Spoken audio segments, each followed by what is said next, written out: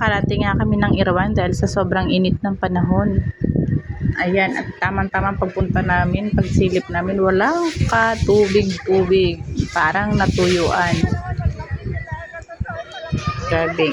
Kaya nga, Noong January 1, nakaraan, rumaragas ang tubig. rumaragas sa yung tubig dito eh. Ngayon wala talaga. Ayan o, meron pa naman doon. Saan? Ayan o.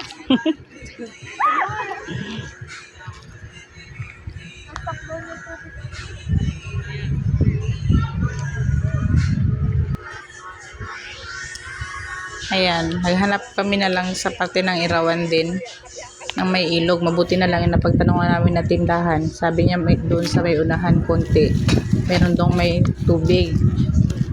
So hinanap namin yun. Ayan, natagpuan namin. At bitbit ko na nga yung 2 kaldero. At ayan na nga ang kasunod ko naman ay ang aking housemate. Bitbit niya naman yung jug na puno ng tubig. Ayan, nakita na namin ng ilog. Tuwang-tuwa na sila. At ayan, dahil nga sa mainit, naghanap kami ng pwede namin paglagyan ng aming mga bitbitin.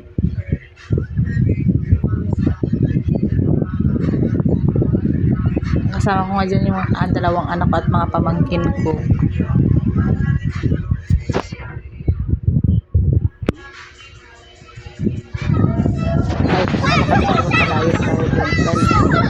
Paglagay nila, ayan, nag-dive sila agad. Paglagay Sige na, 1, 2, 3. Oh, Kichi talaga. Matindi ang mga posing talaga ni Kichi. Walang tatalo. Talaga na pinipicturean ko sila. Nag-posing na sila.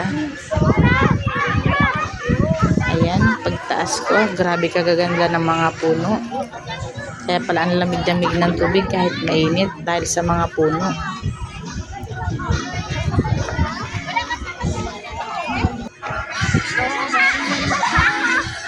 Kaya dahil kumakaabala sila maligo, ako naman kabala-mahal. Tugas na talong na aking piprituhin.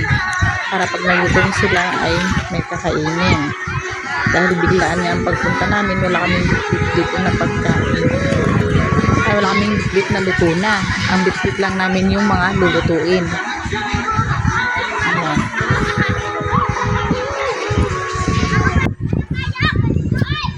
Dahil tapos na ako maghugas, pinagayat-gayat ko na kay Don Roel ang talong. Ayan, nagayat-gayat na siya.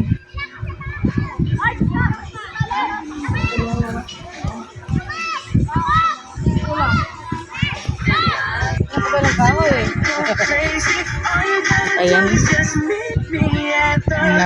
meron ako yung beauty sa yellow basket ko sa TikTok, ilalagay ko sa comment section. Nagsingaw na. Ayan, binuksan na nga yung butane. Ulitin mo lang pagkabit doon. Magpiprito na kami ng aming ulam. Diyan din pala kami nagsaing.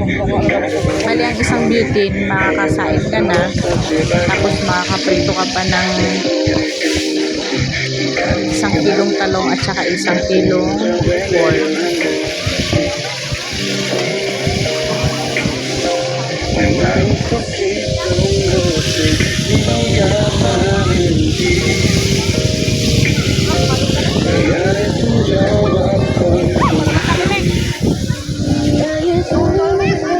Mag-antay ka?